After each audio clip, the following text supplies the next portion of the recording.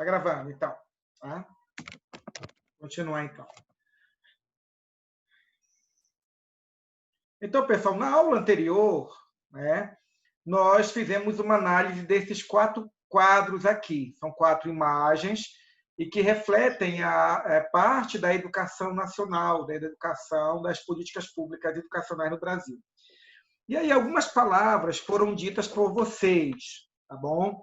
Então, falou-se sobre a estrutura dos quatro espaços, a estrutura relacionada à questão das paredes, ligada à arquitetura, ligada também ao fato de que em uma sala existe piso, na outra sala não existe um piso de cimento adequado, e assim por diante. Depois também falou-se de recursos tecnológicos, certo? Que tem a ver com uma aula que está sendo ministrada com data show e, de repente, outras aulas que estão sendo ministradas quando o professor está escrevendo com o giz, né? E aí a lousa nem branca é, certo? É ainda com giz branco em um quadro verde, certo? Entre esses recursos, então, nós temos aí o tablet, o notebook, nós temos o livro didático, nós temos o data show, certo? Nós temos o projetor. Todos esses elementos estão presentes em espaços distintos, né, da educação, e a qualidade da educação oferecida também se faz presente através dessas diferenças tecnológicas, né? Depois também foi falado que a forma como essa aula está sendo ministrada, certo?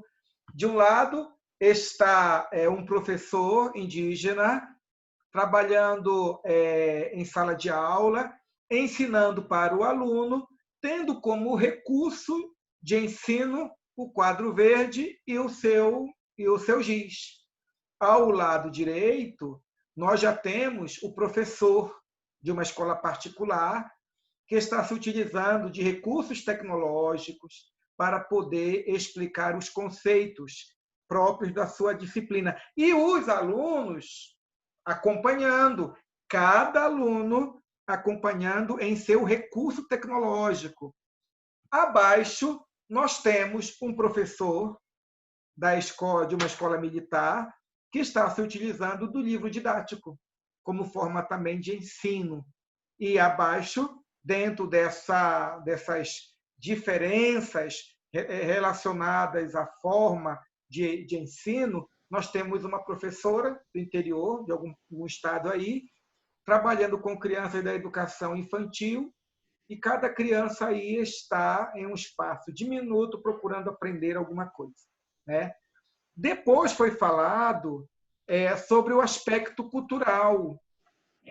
Aqui nós temos 4 espaços educativos, mas em cada espaço nós encontramos uma cultura, uma forma específica de ensinar, de compartilhar o conhecimento, uma visão de mundo. Cada um desses professores e essa professora possui uma perspectiva muito particular a respeito do que é educação e do que é o processo ensino-aprendizagem.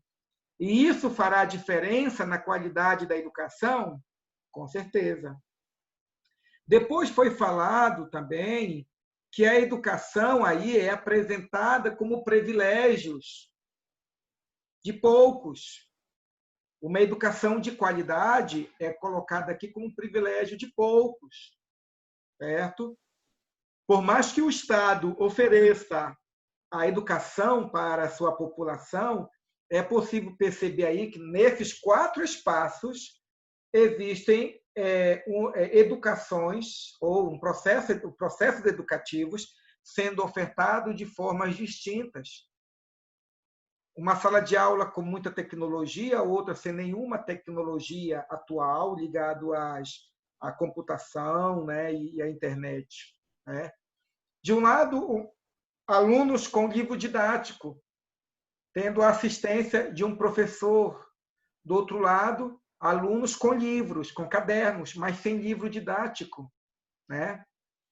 Então, aí nós percebemos que a educação, neste caso aí, o tipo de educação que está sendo ofertada não é para todas as pessoas.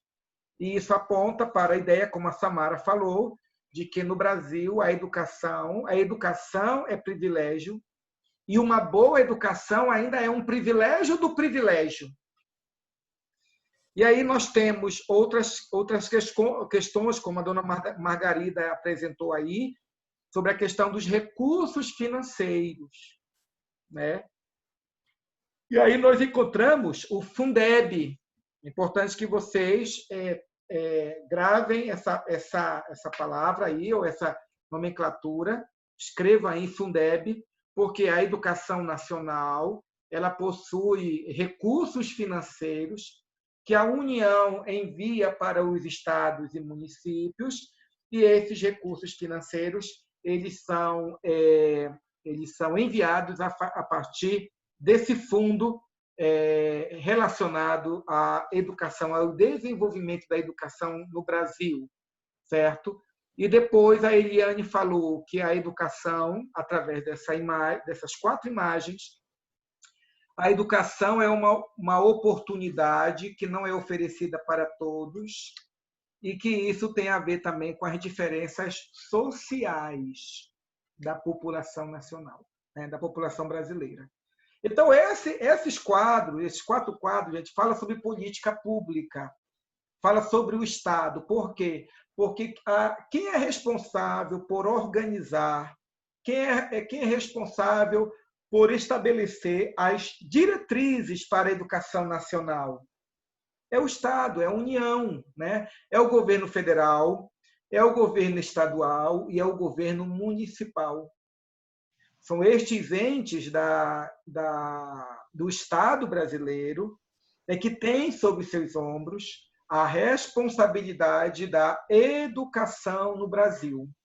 E aí é que vai a nossa disciplina, ela tem como finalidade discutir sobre isso, entender quais são as leis, entender como é que a educação nacional está estruturada e entender como essa educação ela tem a sua manutenção e também entender qual é o papel do município, qual é a responsabilidade do Estado e qual é a responsabilidade do governo federal na manutenção e expansão da educação nacional.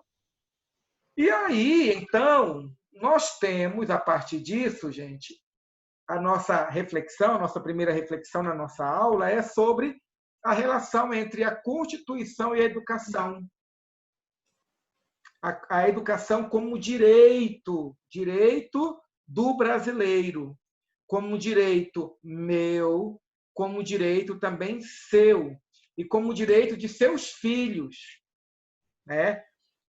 Aí nós vamos ler o seguinte, que no artigo 205 da Constituição Federal de 1988, né, temos a garantia de que a educação é um direito de todos e um dever do Estado e da família.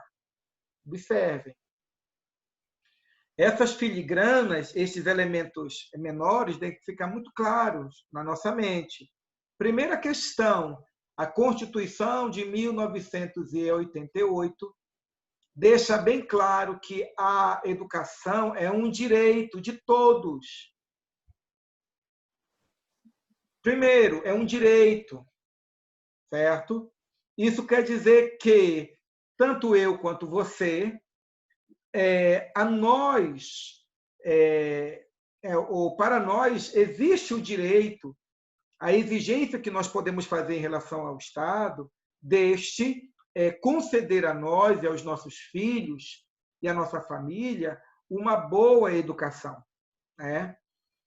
Isso quer dizer que quando o Estado, ou quando um governador, um governante, um presidente, quando um prefeito, ele estabelece uma política pública educacional com o objetivo de ampliar a educação, de melhorar a educação do município, do Estado ou da União, eles nada mais e nada menos estão fazendo do que cumprindo a Constituição. É responsabilidade deles, como aqueles que estão sobre a missão de dar o ordenamento administrativo à educação nacional, né, repousa sobre seus ombros a tarefa de melhorar a educação do município, do Estado e da União. E aí aqui diz que é um direito de todos. De todos significa o quê, professor Israel? Todos significa do homem e da mulher, da criança, do adolescente, do adulto e do idoso. De todos quer dizer que é direito do cego, é direito do surdo, é direito daquele que tem síndrome de Down, daquela criança que tem autismo, daquela criança que é disléxica, daquela criança que tem descalculia. Quando a Constituição Federal diz que é direito de todos, significa que todo cidadão, certo, brasileiro, necessariamente deve receber do Estado, certo, a execução, a oferta e a manutenção de um sistema educacional para ele. Agora, observe o que eu vou dizer. Isso é o que está na Constituição. É direito de todos. Entretanto, quando nós olhamos a história, observe, a história da educação nacional, essa ideia de que a educação é um direito de todos, essa ideia ela vai se desdobrar durante os anos. Certo? Se desdobrar significa que os nossos governantes e também aqueles que legislam, aqueles que criam as leis em nossa nação, eles vão, durante esses anos, de 88 até o presente momento, eles vão refletir sobre o que significa dizer na Constituição a frase que a educação é direito de todos. De todos quem?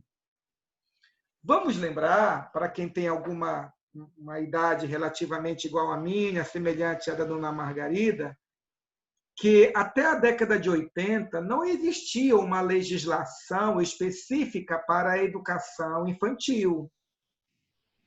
Né?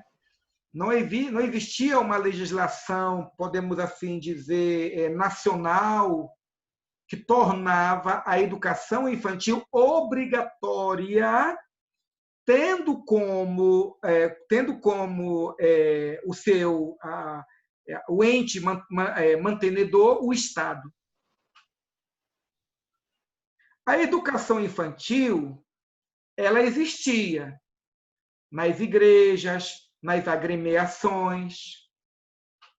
A educação infantil ela existia através das comunidades, quando nos bairros se formava a associação de pais e, de repente, escolhia-se alguma mulher, alguma pessoa que abria na sua casa um espaço educativo. E era muito comum as mães deixarem as crianças à tarde ou amanhã ou o dia todo enquanto iam trabalhar.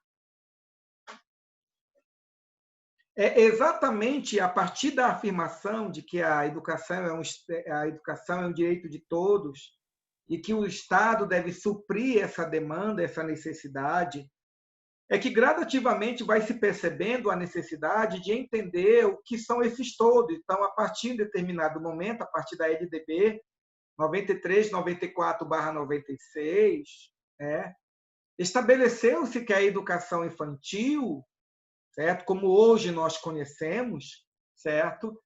Deveria fazer parte necessária da educação básica em todo o território nacional. Em todo o território nacional. Isso quer dizer que, observem, isso quer dizer que ainda na década de 80, o Estado não se via na responsabilidade de estabelecer políticas públicas para crianças. de 3 anos, de 4 anos, de 5 anos. A oferta de escolas chamadas de jardim, pré-primário, era permitido para as escolas particulares. Não fazia parte das políticas públicas do Estado a oferta da educação infantil. E isso mostra, então, que a Constituição, que afirmava e afirma que a educação é um direito de todos e um dever do Estado, né? Essa Constituição ainda dentro da sua expressão legal, essa Constituição ainda está sendo conquistada, ainda está sendo executada, ainda está sendo objeto de reflexão e aplicação na vida diária do cidadão brasileiro. Observe, a educação é um direito de todos, né?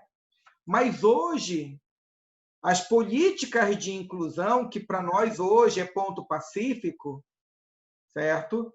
As políticas de inclusão de crianças que têm déficit de atenção, de crianças que são surdas, de crianças que são cegas, a inclusão de crianças que têm dificuldades na aprendizagem, né? Essas políticas com as quais nós estamos hoje familiarizados, há algumas décadas atrás, não era algo tão claro, tão patente. O Estado desenvolvia determinadas políticas, mas de uma forma muito tímida. Mas com a LDB 93/94/96, né, considerando que a educação é um direito de todos,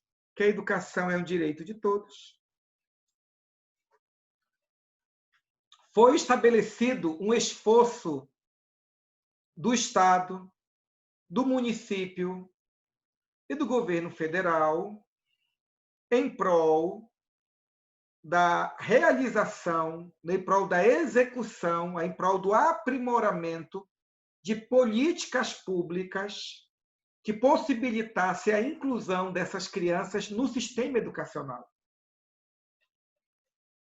Então, hoje, quando você vê, observe, hoje, quando você entra em uma sala de aula e você encontra uma criança cega, e ao lado dessa criança tem um professor auxiliando esta criança, isto ocorre porque ocorreu o entendimento, houve o entendimento de que a educação como um direito de todos deveria também se aplicar à criança cega. É direito dela a estudar. E o Estado ele deve prover os meios para ela continuar estudando, para ela ser iniciada no processo educativo. Compete ao Estado pagar um professor para acompanhar essa criança. E quando esse professor está nessa sala de aula, a presença desse professor é uma política pública educacional. Vocês estão entendendo, gente? Norma? Simone? Estão entendendo? Sim, estou entendendo bem o que é política educacional. Exatamente. Então, as políticas educacionais, elas estão vinculadas ao quê?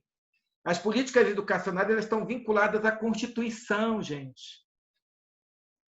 E é por isso que nós estamos começando a nossa aula falando sobre a Constituição. Como a Constituição diz que a educação é um direito de todos, o Estado se torna obrigado a produzir, né, políticas públicas para cumprir isso que a Constituição estabelece. Tá? Então, vamos tentar imaginar o seguinte, olha só, vamos tentar imaginar o seguinte. A Constituição diz: a educação é um direito de todos e um dever do Estado. Aí lá está aquele caboclo lá no Pará, que mora a 15 horas de barco de Santarém, que é minha terra. E lá naquela região tem uma comunidade de aproximadamente 200 pessoas. Tem lá em torno, vamos colocar lá, em torno de 50 crianças, né? 50 crianças. Essas crianças, elas são brasileiras. Elas têm direito, eles têm cidadania brasileira. Eles têm direito à educação, porque o todos se refere também a eles.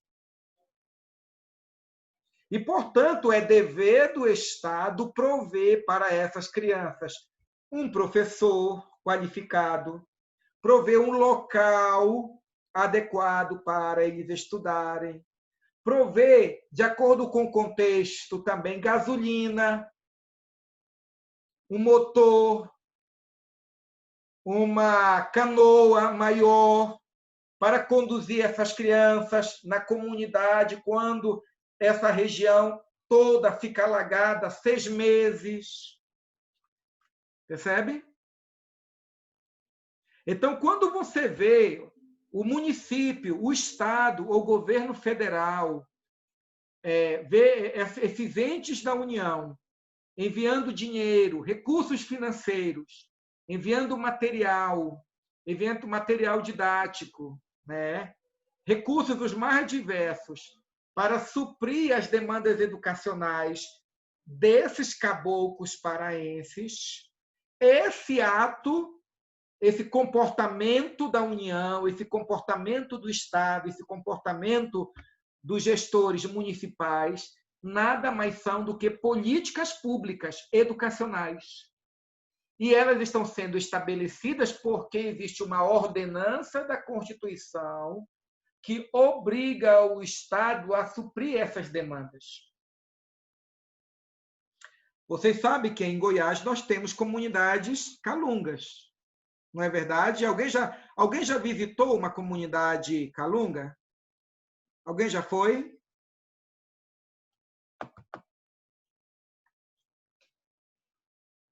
Alô?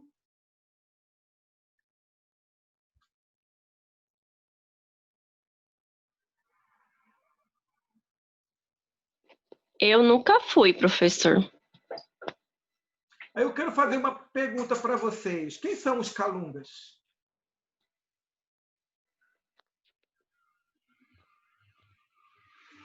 Que comunidade é essa?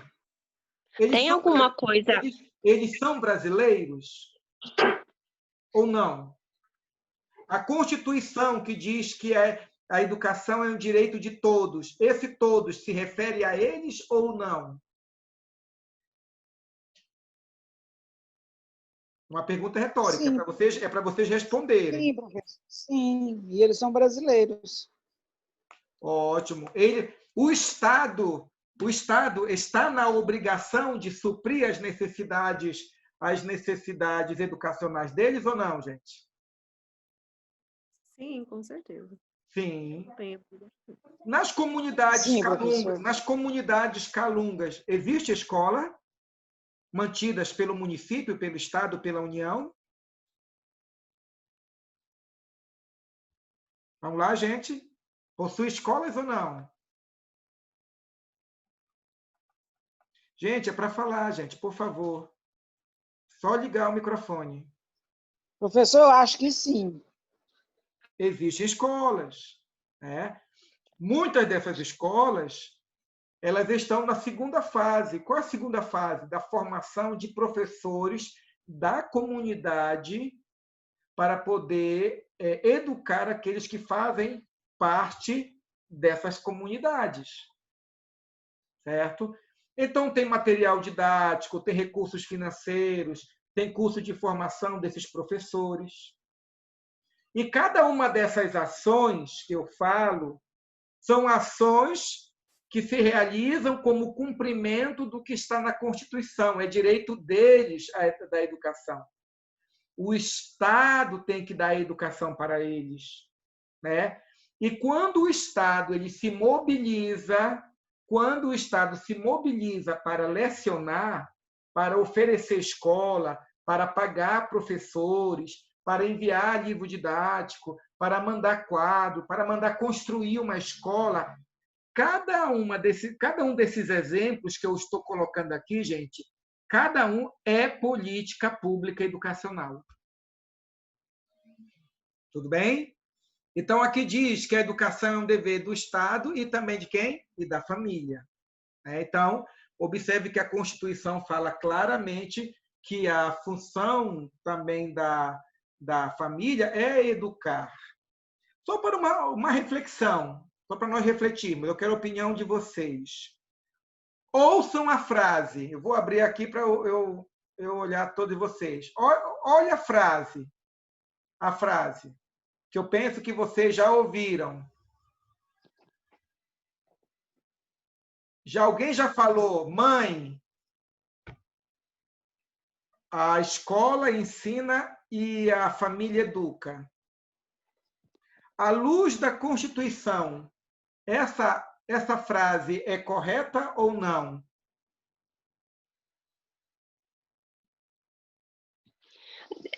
Eu acho, professor, que a escola também educa, não só a família. Eu acho que isso é um envolvimento, né? Que tem a escola e a família. Eu acho que um depende do outro para a educação. Ótimo. Judite está conosco? Judite, minha querida, qual é a sua opinião? Quando alguém falar para você, tá? Você está fazendo curso de pedagogia, e alguém falar assim para você, olha, a escola ensina, a escola instrui e a família educa. Qual é a sua opinião sobre essa frase? Essa frase, será que ela se sustenta à luz daquilo que nós conhecemos de pedagogia e à luz da Constituição, essas duas coisas? Não. Eu acho que a educação depende da família e depende também da escola. Então, assim, eu acho que essas três coisas andam juntas. Bom, meu ponto de vista. Muito bem. Professor, Diga lá, Margarida. Diga lá, minha querida. Hoje, havia um tempo em que falava-se que a primeira escola é a família. Sim, aí eu pergunto, olhando para o sentido pretendido naquela época, era verdade ou não? Ou continua sendo verdade ou não? Eu creio que sim. Sim, continua. Continua sendo verdade. A primeira escola que o ser humano aprende, conhece, é a família, porque é lá que nós aprendemos. Escola no sentido não sistemático, né? Mas escola enquanto local de aprendizagem. Então, o primeiro espaço social é a família. Mas engana-se aquele que diz que a função da educação é apenas instruir. Não. A Constituição diz que é dever do Estado a educação, certo? Só que não exclusivamente educar. A escola, ela educa e instrui, as duas coisas, certo? A escola, ela instrui sistematicamente. A escola, ela apresenta a ciência de uma forma organizada e sistemática. Mas a escola também tem como função, como responsabilidade, preparar a pessoa para a vida em sociedade. E preparar o indivíduo para a vida em sociedade é também educar. Diga lá, dona Margarida. E transmite também valores, né, professor? Exatamente. Transmite valores. Eu vou dar um exemplo para vocês aqui. Não sei se eu já dei esse exemplo. Se eu dei, eu repito novamente. Um aluno meu disse na sala de aula, né, ele é criança, ele deve ter os seus 11 anos, e ele falou que ele não tinha dificuldade nenhuma em bater nas colegas. Aí eu falei para ele que aquilo estava errado e que ele deveria aprender a respeitar as colegas e me respeitar como professor, que na sala de aula existia um padrão de comportamento ético e moral, ele deveria entender que respeitar as mulheres era um dos princípios mais básicos da boa convivência. Aí o aluno falou, mas o meu pai falou que é para eu bater em mulher mesmo.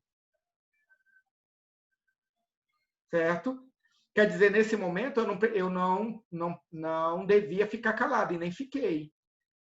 E eu tive que dizer, olha, esse seu comportamento, esse seu entendimento está errado, e a função da escola é dizer para você de que é preciso respeitar a todas as pessoas, de violência contra a mulher não pode ser tolerado, não pode ser aceito.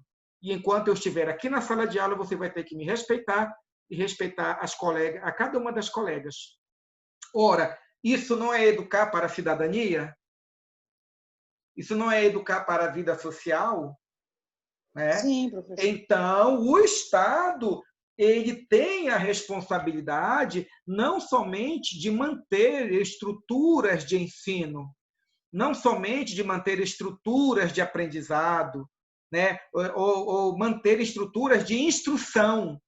A escola é um local educativo, e nessa educação pressupõe-se o ensino das ciências e também o ensino da ética, para a boa vivência social. Portanto, observe, quando nós falamos de políticas públicas educacionais, é assim que eu gostaria de fechar nossa aula hoje, quando nós falamos de políticas públicas educacionais, gente, o que nós estamos falando? Nós estamos falando daqueles direitos educacionais que estão colocados na Constituição.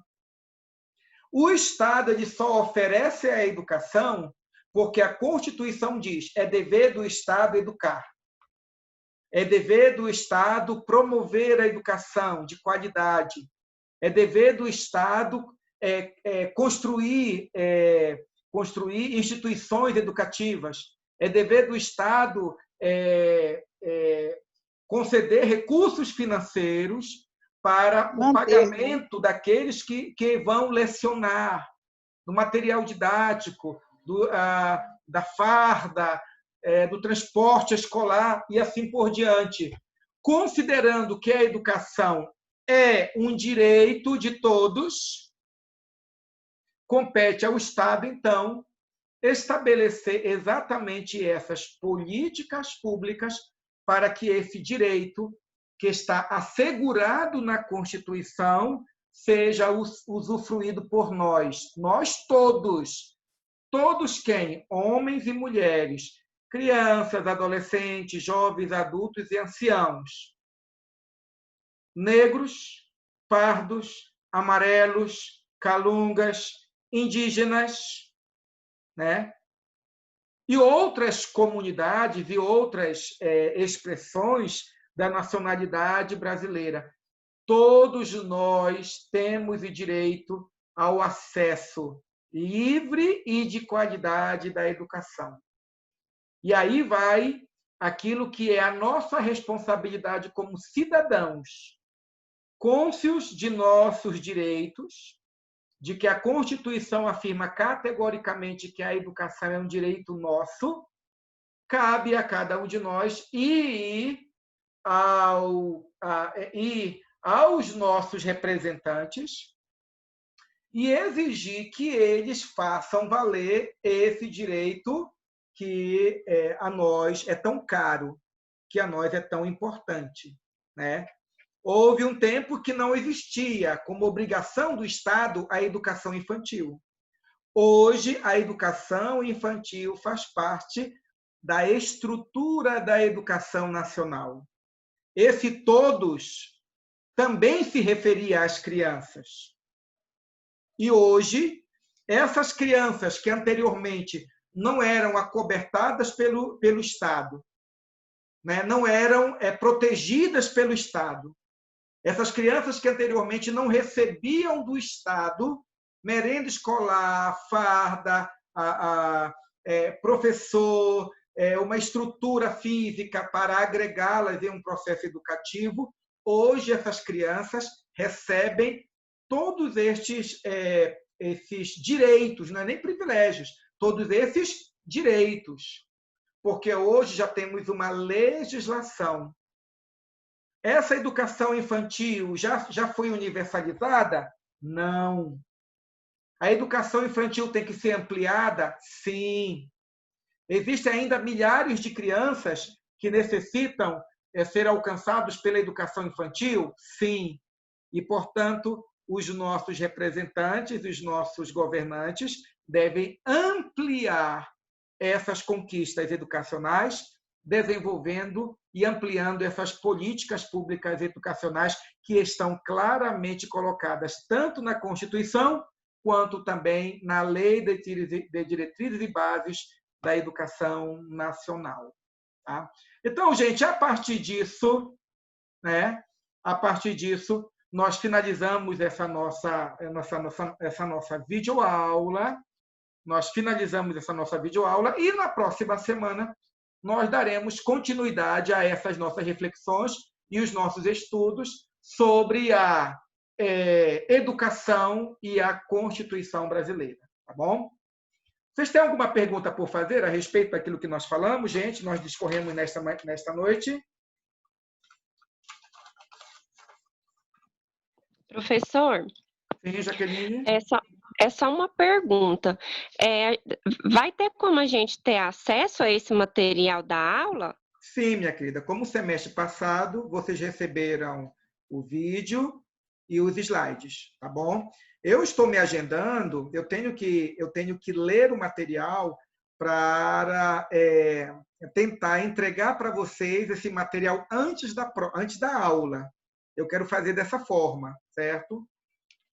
Porque, na verdade, esse material está em um outro documento e eu preciso resumi-lo e entregar para vocês em documentos a partir de cada aula que eu vou ministrar, tá bom? Mas esse material vai estar à disposição de vocês, tá ok? Ok. Amanhã mesmo, essa videoaula já estará à disposição de vocês, ou para assistirem novamente, ou para quem não pôde estar conosco, assistir a videoaula, tá bom, minha querida? Então, o sistema permanece o mesmo. Alguma pergunta, gente, ainda? Se não, desejo para vocês uma boa noite e até a próxima semana, gente. Boa semana.